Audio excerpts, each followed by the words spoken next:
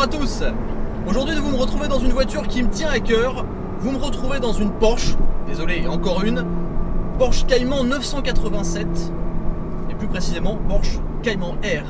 Alors Cayman R chez Porsche c'est quand même une lettre qui veut dire beaucoup de choses. Ça signifie du sport, de l'allègement, plus de puissance et surtout un plaisir de conduite accru.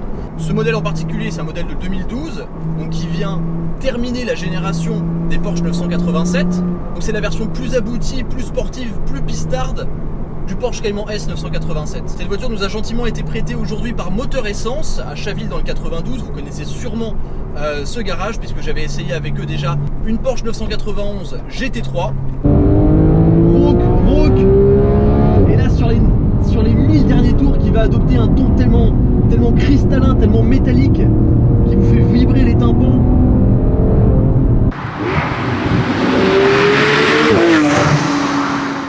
On s'est mis dans un coin bien calme au milieu de la vallée de Chevreuse pour vous présenter la voiture. Alors vous en conviendrez, c'est quand même une config qui est assez discrète. On est blanc sur du jaune gris, mais la particularité du Cayman R, c'est qu'on a beaucoup de rappels en noir. Par exemple, on a ici cette partie-là en noir, le cerclage des feux qui est en noir. On a aussi un pare-choc avant qui est légèrement plus avancé que la version S classique. Alors bon, ça reste un Cayman, donc ce qui est très pratique.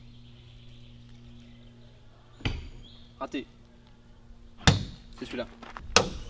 C'est qu'on a un énorme coffre à l'avant. Alors là il est rempli de trucs, mais croyez-moi vous pouvez très bien partir en week-end avec la voiture. Ça c'est génial. Hop. Une autre particularité aussi, on a des jantes spécifiques, c'est des jantes qui sont allégées parce que je rappelle qu'au total sur la voiture on gagne 55 kg par rapport à une version Cayman S 987 classique. Donc on a des jantes spécifiques, la voiture est rabaissée de 20 mm, elle a le châssis sport très important. On a aussi le cerclage des vitres en noir, les rétroviseurs noirs, enfin les coques de rétroviseurs noirs. On a les étriers de frein rouges, les stickers Porsche sur les côtés. Si vous avez vu ma vidéo de la Porsche Boxster 986, vous saurez que sur les Cayman, en tout cas jusqu'à cette génération, ici c'est une entrée d'air et de l'autre côté c'est une sortie d'air. À l'avant comme à l'arrière c'est du 20 pouces, à l'arrière c'est du 265. Et aussi spécificité du Cayman R, on a un aileron qui est fixe alors que sur la version S c'est un petit aileron escamotable. Ici il n'est pas en noir comme l'inscription Cayman R.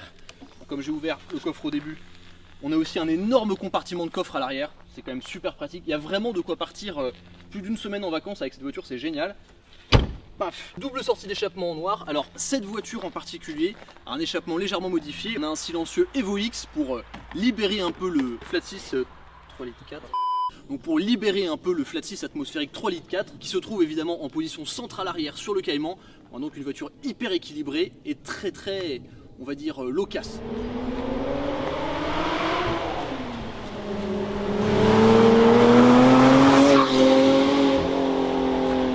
Du coup, qu'est-ce qu'on a à notre disposition? On a en position centrale arrière un flat 6 3 litres 4 atmosphérique qui développe 330 chevaux, 370 Nm, couplé évidemment à une boîte manuelle à 6 vitesses.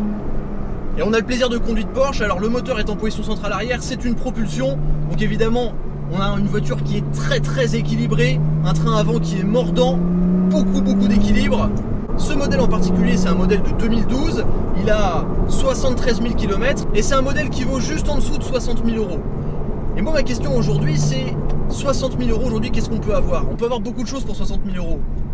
Mais honnêtement, prix plaisir performance, le rapport est très gagnant pour cette voiture quand même.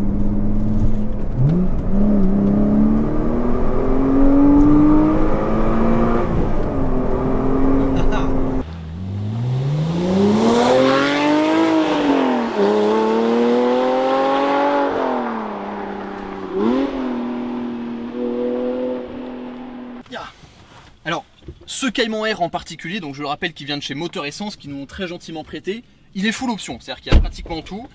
Comme vous le voyez, c'est une particularité dans cette voiture, on a aussi ça sur la version Spider, on a les rappels de couleur carrosserie, donc ici blanche à l'intérieur. On a un volant en Alcantara, ce que j'aime beaucoup, c'est que c'est les nouveaux volants donc, de la version 980 qui apparaissent ici, donc ça c'est top. Évidemment, boîte manuelle. Le maniement de cette boîte est juste génial. Et on a des petites touches spécifiques au Cayman R aussi, par exemple les lanières de porte qui sont passées voilà, sur des petites lanières rouges. C'est comme ça qu'on ouvre la porte. Inscription Cayman R sur les seuils de porte. Et bien sûr, le plus important, les sièges baquets à coque carbone qui, à eux deux, sauvent 12 kg sur la voiture. Quand même, c'est pas négligeable. C'est très confortable, on a une super bonne position de conduite. On a le pack sport chrono, le pack cuir, etc. Évidemment, hop, on a les porte-gobelets, indispensable, et on rigole, mais c'est quand même très très pratique, croyez-moi. Ici on a une prise allume-cigare, là on en a une deuxième, un petit rangement. Immédiatement quand on rentre dans cette voiture, on a quand même un sentiment très sportif parce que c'est assez renfermé, on a une position de conduite assez ferme, bref ça respire le sport. Et franchement, la voiture est de 2012, mais ça paraît pas si daté que ça.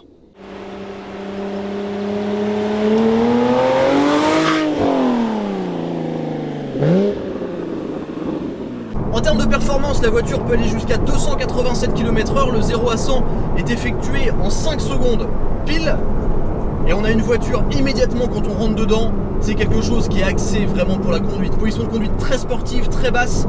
La voiture, forcément c'est un Cayman, c'est pas très grand. On a une boîte de vitesse manuelle qui se manie mais tellement bien, c'est super agréable. Et là on arrive dans un petit enchaînement de virages et on peut profiter de tout l'équilibre du Porsche Cayman. Paf, train avant très planté. On a une direction qui est assez lourde mais qui est tellement précise, on sait exactement où se trouve le train avant. On a un très bon grip. Là évidemment on est à allure modérée, mais l'idée c'est juste de profiter un peu de l'équilibre de la voiture. Et c'est comme en kart. Là où on regarde, la voiture va sans rechigner. Alors on peut très vite se retrouver avec un peu de sous-virage qui se transforme très rapidement en sur-virage. C'est normal puisque le moteur est en position centrale arrière. On a un peu plus de poids à l'arrière qu'à l'avant. Et ce qui est vraiment génial, bien sûr, c'est la bande son du moteur atmosphérique. C'est un moteur qui a beaucoup de rage. Alors comme tous les moteurs Atmo, forcément il faut aller chercher les tours. En bas, il n'y a pas grand chose.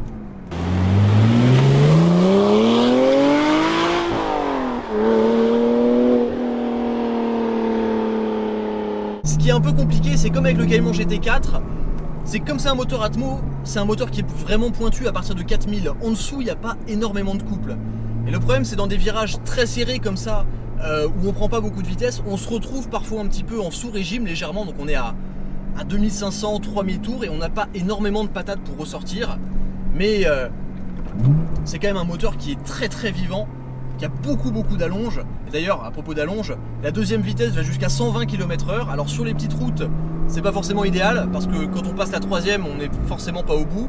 Et si on veut rester appuyé fort longtemps en deuxième, on se retrouve à des vitesses illégales pour la route. Donc c'est pas facile à manier, mais l'équilibre de la voiture est tellement agréable. Et c'est d'ailleurs étonnant, pour moi cette voiture, c'est plus une voiture de route qu'une voiture de piste. Parce qu'on a quand même des suspensions qui sont fermes, mais pas trop, ça reste très confortable. Moi en ville tout à l'heure j'étais assez étonné. Et ça se comporte tellement bien sur la route, la voiture absorbe bien les bosses, les aspérités, etc. On a un gabarit très réduit, un empattement très court. En fait, s'il fallait résumer cette voiture, déjà c'est une voiture qui a énormément de caractère, qui est sportive à mener. On a une vraie connexion avec ce que fait la voiture, c'est très engageant. C'est ce qui manque aujourd'hui dans les voitures actuelles, c'est l'engagement. C'est le fait d'être connecté à la machine, de maîtriser soi-même la mécanique, d'enfoncer le pied sur l'embrayage exactement au bon moment, d'être bien synchronisé au niveau du rapport pour passer la vitesse. C'est ça qu'on veut. Et avec cette voiture, ça le fait à merveille. Et là, en plus, on peut profiter des envolées du flat 6. Écoutez ça. 4000, 5000, 6000, 7000. Oh, et à la fin, ça gueule.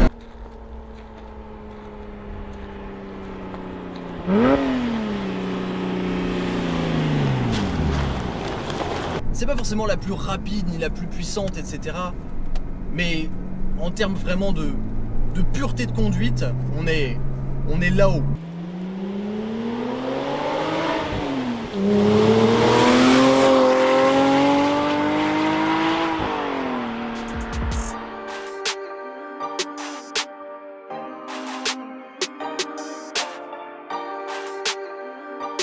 On est chez Moteur Essence à Chablis dans le 92, j'ai laissé le Cayman R juste devant. On va faire le tour du showroom parce qu'il y a de tout, c'est super éclectique. Il y a des gros 4x4, des supercars, des voitures de piste, des GT, des collectors, des anciennes, c'est génial. On commence par une 488 Pista dans une configuration incroyable, rouge avec des accents gold. C'est ultra violent. 488 Pista, donc 720 chevaux, la dernière supercar orientée piste de chez Ferrari. Ici, on a une 991 Turbo S, alors en plus c'est la phase 2, donc la version 580 chevaux. Et là on voit en bas, on a l'aérokit avec les freins céramiques, donc les étriers jaunes et l'aérokit là. Ici, on a une petite Renault Alpine berlinette 1600 SX.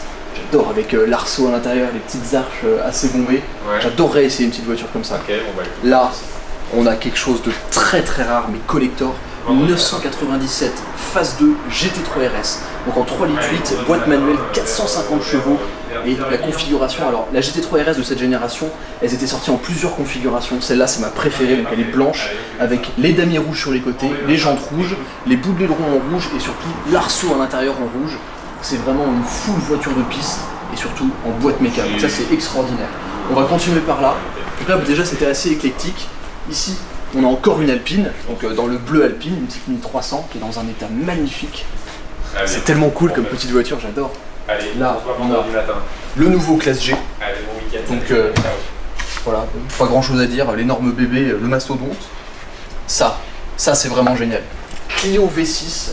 Donc non, c'est pas une voiture tuning, même si on dirait un petit peu. En gros, c'est une Clio bodybuildée, la voiture est 2003 et c'est un V6 qui est à l'arrière, ça fait 250 chevaux.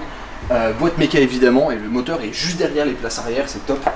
Oh, le body kit est génial avec les arches super bombées, les jantes OZ allégées, les entrées d'air gigantesques sur les côtés. Ça, c'est un vrai collector. Ensuite derrière, Mercedes AMG GTR en Green L Magno. J'adore cette voiture. Donc ça c'est le... À l'intérieur il y a le V8 4 litres biturbo, 585 chevaux. Sur cette voiture en particulier on a le toit en carbone, ça abaisse visuellement la voiture. Très musclé. Bon ici on a des voitures un peu plus classiques dans le game des supercars. On a une 458 Italia dans une config assez particulière, jaune, jaune grise, intérieur gris, assez particulier. Ici on a une Aventador, donc la première génération, la version 700 chevaux. Bon, j'en ai conduit une, ça envoie.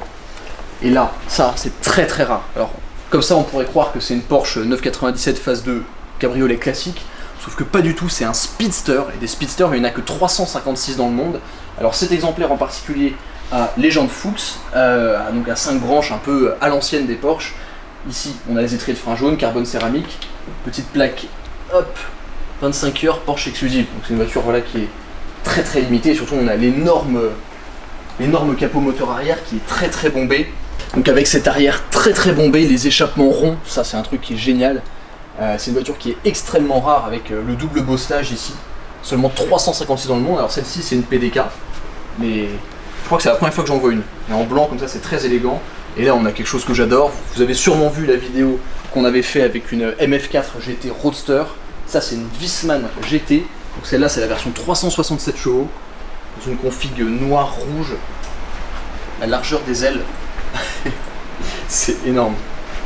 Alors là on est à l'étage, on va pas vous montrer toutes les voitures parce qu'il y en a un peu trop, mais je vais m'arrêter sur une en particulier, celle-ci, c'est une Lotus Evora 430, c'est une des dernières versions des Lotus Evora. Celle-ci est vraiment particulière déjà parce qu'elle fait 430 chevaux, ce qui est quand même énorme dans une voiture qui pèse 1200 kg à peu près, boîte manuelle, moteur en position centrale arrière et surtout du carbone, mais partout. L'intégralité de l'aileron est en carbone, tout le pare-choc arrière est en carbone, vous voyez ici que ça a été peint par-dessus le carbone, on voit qu'ici ça passe de la peinture au carbone brut. Pareil, tout le diffuseur arrière en carbone, l'intégralité du couvercle de capot moteur en carbone, le toit en carbone, c'est hallucinant, c'est tellement beau. Regardez, rien que cette pièce-là, la taille qu'elle fait, avec les petits liserés rouges, là ça va tellement bien avec la configuration bleu et noir. Ah, c'est top. Ça en plus en boîte manuelle, ça doit être super violent à conduire. On voit ici les écopes, là, les sorties d'air au-dessus des roues, encore du carbone ici. Oh, elle est incroyable cette voiture, tellement violente. Bon alors après pour vous faire la liste rapidement, on a encore plein de voitures exceptionnelles. Ici on a une V12 Vantage Carbon Black Edition en boîte méca, extrêmement rare. Porsche 991, 50e anniversaire. Ici on a une GT3 Touring, qui est une de mes voitures préférées, en tout cas une de mes Porsche préférées, dans une couleur magnifique, un bleu très métallisé.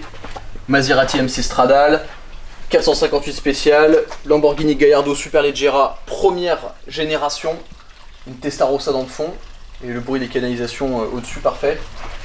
Enfin voilà, beaucoup de superbes voitures chez Motor Essence, donc n'hésitez pas à venir, et surtout un énorme merci à Sylvain et Pierre qui nous ont accueillis et qui nous ont surtout prêté le Cayman R pour la journée. Merci à vous d'avoir regardé cette vidéo, j'espère qu'elle vous a plu et que vous avez pu découvrir une fois de plus un modèle particulier. Personnellement, J'ai adoré passer du temps avec ce Cayman R, ça m'a permis de comprendre un petit peu mieux à la fois pourquoi il était méconnu et aussi pourquoi il devrait être beaucoup plus connu, parce que ça reste une super voiture et surtout ça reste, je pense, une des meilleures Porsche vraiment sportives en entrée de gamme, donc vraiment pour rentrer dans le milieu de Porsche. C'est une sorte de mini GT3 si on veut, donc super content d'avoir pu découvrir cette voiture, très pressé aussi d'essayer la version Spider, parce qu'à mon avis sans le toit c'est encore mieux.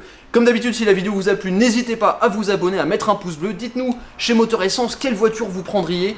Personnellement, pour moi, je pense que c'est la Wiesmann quand même, même si c'est pas forcément la plus rapide, mais c'est la plus cool. Suivez-moi sur Instagram, @erwantgd, suivez Pierre sur Instagram, @pierrebonnet, tous les liens sont dans la description. Je vous dis à très très vite sur The Glove Driver, et puis voilà. Vive le beau matériel. Vive le beau matériel.